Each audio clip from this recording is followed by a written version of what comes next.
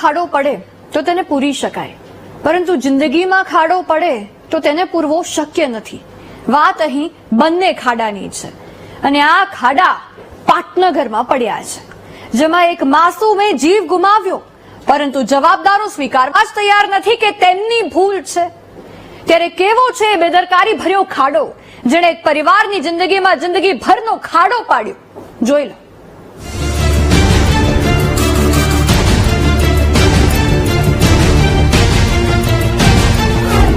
પાટનગરમાં માસૂમની જળ સમાધિ, ભૂલ તંત્રની, જીવ માસૂમે ગુમાવ્યો.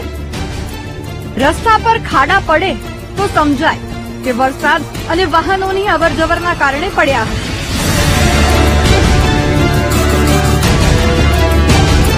પરંતુ પાટનગર ગાંધીનગરમાં તંત્રએ ખોદેલા આ ખાડાને જુઓ, જેમાં એક માસૂમે જીવ ગુમાવ્યો.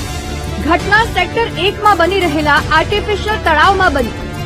સોમવારે 7 વર્ષનો કુલદીપ ભરવાડ પોતાના મિત્રો સાથે રમવા ગયો હતો, પરંતુ સાંજ સુધી તે ઘરે પરત ન ફર્યો. પરિવારે શોધખોળ કરી પણ કોઈ પત્તો ન લાગ્યો. અંતે પોલીસમાં ગુમ થયાની ફરિયાદ નોંધાવી.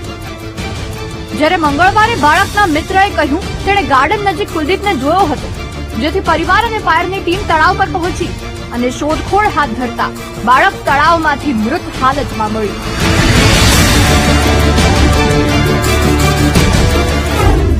કુલદીપના મોત માટે કોણ જવાબદાર? દ્રશ્યોને જોતા સ્પષ્ટ રીતે ગાંધીનગર મહાનગરપાલિકા અને જે એજન્સીને તળાવની કામગીરી સોંપવામાં આવી હતી તે જવાબદાર છે. કારણ કે તળાવ માટે ખોદેલા ખાડા ફરતે ન તો બેરિકેડિંગ છે કે ન તો કોઈ સિક્યોરિટી ગાર્ડ. ઘટના સ્થળે હાજર મૃતકના સગા સાથે વાત કરી તો સાંભળો તેમણે રોષ ઠાલવતા શું કહ્યું. કેટલાય ટાઈમથી આ ખાડો ખોદીને અહીંયા મૂકી રાખેલું છે અને તંત્રની ઘોર બેદરકારી છે. કાલે સાંજે એક 7 થી 8 વર્ષનો એક માસૂમ છોકરો કે જે એની માં ઘરકામ કરીને ગુજરાન ચલાવે છે અને કાલે સાંજે રમતા રમતા ઘરેથી નીકળી ગયો અને અંદર પડી જવાથી હોય એ મરણ ગયેલ છે. તો મારે તંત્રને એક જ કહેવું છે કે ભાઈ તમે જે બી હોય તમારી કોઈ બી કોન્ટ્રાક્ટરને તમે જે બી કામ આપો છો એને સેફટી સિક્યુરિટી વગર તમે કઈ રીતે કામ આપો છો? તો બેરેટિંગ નહીં, કોઈ સિક્યુરિટી નહીં. તો મારે તંત્રને એ જ કહેવું છે કે જે બી કોન્ટ્રાક્ટર છે, જે બી અધિકારી છે એના વિરુદ્ધમાં કાયદેસરની કાર્યવાહી થવી જોઈએ.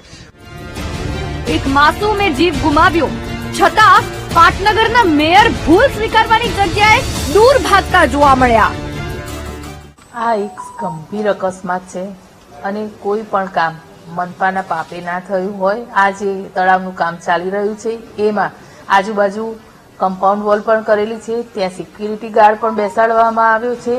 અમારું તંત્ર પૂરતું દોડે છે અને અમારી પાસે અત્યારે આટલી માહિતી છે અને આગામી વધારે માહિતી આવશે અમે આપને જણાવીશું. જીએમસીની બેદરકારી બિલકુલ નથી, કદાચ એજન્સીની બેદરકારી હશે. અમારી પાસે માહિતી આવશે તો અમે એમાં ચોક્કસપણે પગલાં લઈશું. અમારી બેદરકારી નથી, આવું બોલતા મેયરને શરમ ન આવી. એક માસૂમે તેમની બેદરકારીના કારણે જ આજે જીવ ગુમાવ્યો છે.